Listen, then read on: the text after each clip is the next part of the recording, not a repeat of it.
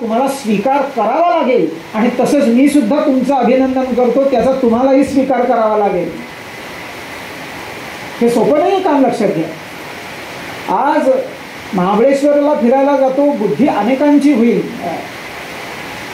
कुठे दुबईला फिरायला जातो, अनेकांची बुद्धी होईल. परंतु भागवत कथा आयोजित करून शांत चित्तानं 7 दिवस भागवत ऐकतो, अशी किती जणांची बुद्धी होईल? फार कमी जणांची होईल. ज्यांचं पुण्य उदयाला आलं त्यांचीच अशी बुद्धी होईल. म्हणून बहुत सुकृताची जोडी, म्हणून विठ्ठली आवडी, लक्षात घ्या. असो, यानंतर या महात्म्यातला पहिला प्रसंग सांगितलेला आहे. या भागवताचं महात्म्य सांगतात, या ग्रंथाचं महात्म्य सांगतात. परीक्षित राजाला ब्रह्मशाप झालेला आहे. 7 दिवसात त्याला सापचा मृत्यू येणार आहे. ही वार्ता संपूर्ण जगभर, त्रैलोक्यभर पसरली. परीक्षित राजा शुकाचार्यांच्या समोर बसलाय आणि शुकाचार्य त्याला आता भागवत सांगणार आहेत. आणि हे भागवत ऐकल्यानंतर हा परीक्षित राजा मुक्त होणार आहे. ही सुद्धा वार्ता देवलोकापर्यंत गेली. देवांना कसं तरी व्हायला लागलं. ते म्हणाले, आम्ही मुक्तीसाठी धडपडतोय.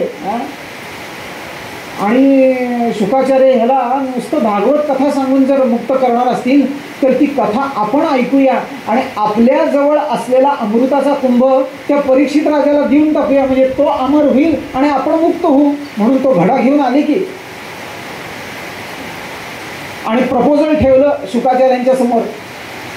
हे अमृत तुम्ही घ्या, त्याला द्या परीक्षित राजाला, तो अमर होईल आणि भागवतामृत जे आहे ते आम्हाला द्या. शुकाचार्यांनी लबाडी ओळखली बरं का या देवांची. आणि त्यांनी साफ नाही म्हणून सांगितलं, अरे क्व सुधा क्व कथा लोके क्व काचर क्व मणिर्महान. श्रीमद भागवती वार्ता सुराणाम अपि दुर्लभा. हा लक्षात घ्या. अरे तुम्ही कशाची बरोबरी करताय म्हणाले? एक काचेचा तुकडा आणि मौल्यवान रत्न यांची बरोबरी करताय काय? अहो, अमृत जरी म्हटलं ना, तुम्हाला वाटेल अमृत म्हणजे फार भारी आहे. नाही बरं का. अमृत मरण चुकवतं, कंसात फॉर सर्टन डेज, कायमस्वरूपी नाही. एक लॉंग लाईफ मिळतं अमृत घेतल्यानं. अमृत घेणारे देव काय अमर नाही आहेत, अमर कोशामध्ये सुद्धा अमर नाही आहेत. लक्षात घ्या. त्याचा अर्थ काय त्यांनी तसा दिलेला नाही आहे. अमृत मरण चुकवत नाही, परंतु भागवत अमृत मात्र मरण चुकवून मुक्ती देतं. लक्षात घ्या. आणि म्हणून साफ नकार दिला. लबाड आत तुम्ही म्हणाले, कोहळा देऊन आवळा काढताय काय? आवळा देऊन कोहळा काढताय काय? माफ करा, आवळा देऊन कोहळा काढताय नाही म्हणाले. तुम्हाला ही भागवती कथा मिळणार नाही. आणि अक्षरशः देवतांना, त्या इंद्राला, चंद्राला, वरुणाला अक्षरशः मुकाट्यानं रिक्त हस्तानं पाठवून दिले. म्हणाले, नाही तुमचा स्वीकार अमृताचा होणार. हे भागवत अमृत मी या परीक्षित राजाला देणार. ही वार्ता ब्रह्मदेवाला कळली. काय आहे, एका पाठोपाठ महात्म्याचे सगळे प्रसंग येत आहेत. आज नुसती ॲडव्हर्टाईज करायचे बरं का. प्रॉडक्ट आमचं असं इतकं भारी आहे म्हणून सांगायचं. आजच्या जमान्यामध्ये प्रॉडक्ट भारी नसतं, ॲडव्हर्टाईजच भारी असते. प्रॉडक्टपेक्षा तिप्पटीनं ॲडव्हर्टाईजवर जास्त, रॅपरवर जास्त खर्च होतो. आत काय आहे बघत नाही कोणी.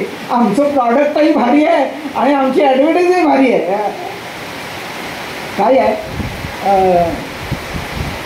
माहिती वेगळी आणि महती वेगळी. भागवताची महती बघतोय आपण. माहिती समजली की आकर्षण वाढते. काय माहिती कमी आहे का सर तुमच्या हातामध्ये, त्या मोबाईलमध्ये? त्या गुगल बाबाला काहीही विचारा. आता तर काय ते AI म्हणून काहीतरी प्रकरण आले. काहीही विचारा, तुमच्यासमोर एका सेकंदात सगळं येते. माहितीचा अक्षरशः महासागर आहे आणि म्हणून त्याचं आकर्षण आहे. त्याच्याबद्दल आदर आहे का?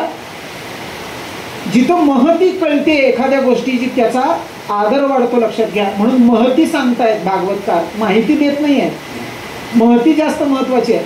तुम्हाला विषय कळला नसेल, एक उदाहरण सांगतो. माझे गुरुजी देतात ते आणि पुढे जातो. भला मोठा वाडा होता